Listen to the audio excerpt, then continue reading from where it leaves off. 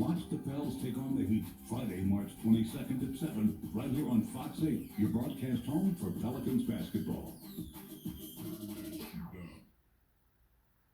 Well, welcome back at 8:13. A Tulane research professor recently discovered an ancient Mayan tomb dating back 1,700 years. The tomb held extraordinary items, including a stunning jade mask, shells, and writings. It was found using new technology that is revolutionizing the field of archaeology. Joining us this morning is Tulane archaeologist Estrada-Belli to talk about this incredible discovery. And just for the record, y'all, we could talk for hours because this guy is fascinating. You were telling me that your love for archaeology started as a child on a family trip to Guatemala. Is that right? That's right. We were visiting relatives because I'm part Guatemalan, and we went to visit this site called Tikal in the middle of the jungle in northern Guatemala. And they had just been restored by University of Pennsylvania. And so I was just so fascinated with the pyramids and the monkeys and all the wildlife of the jungle. And I asked my parents, who did this? And they said, American University. I want to go there when I'm older.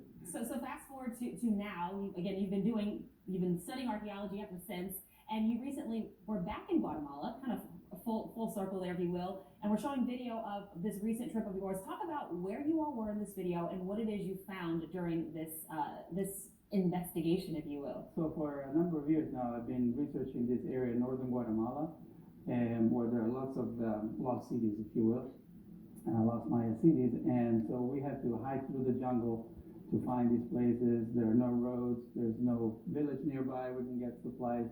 So it's like almost like going to the moon. And so there are lots of pyramids out there to be found. All of them have been dug by looters already.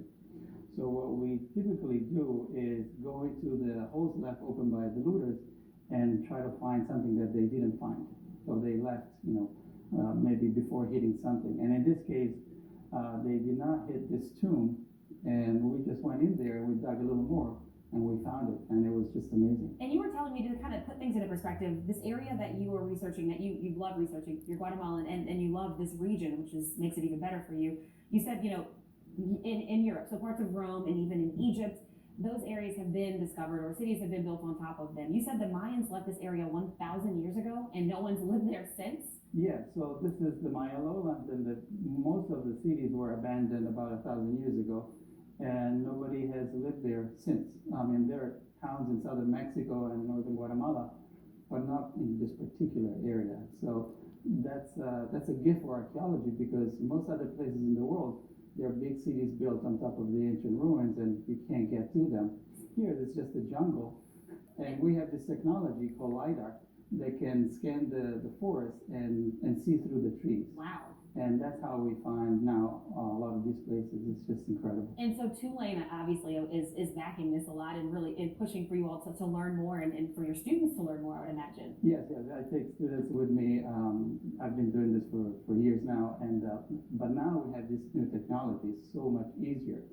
And we are Tulane, one of the top universities that have access to this technology. I'm really proud to be there. This is incredible.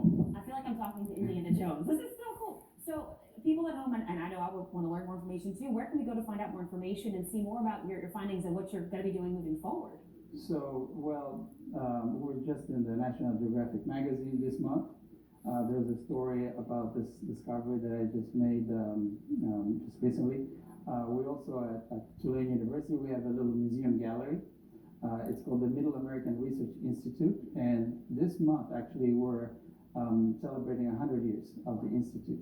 We've been doing this, not me personally, but Tulane has been doing this for a long time, has a long tradition of research in Latin America. Well, this is so cool. I hope people get that magazine so they can read more about all of your findings. This is incredible. Thank you so much for spending some time with us this morning and sharing your discoveries. We appreciate your time. Thank you so much. All right, time is now 8:17. Let's get over to meteorologist Zach Videla for a check of this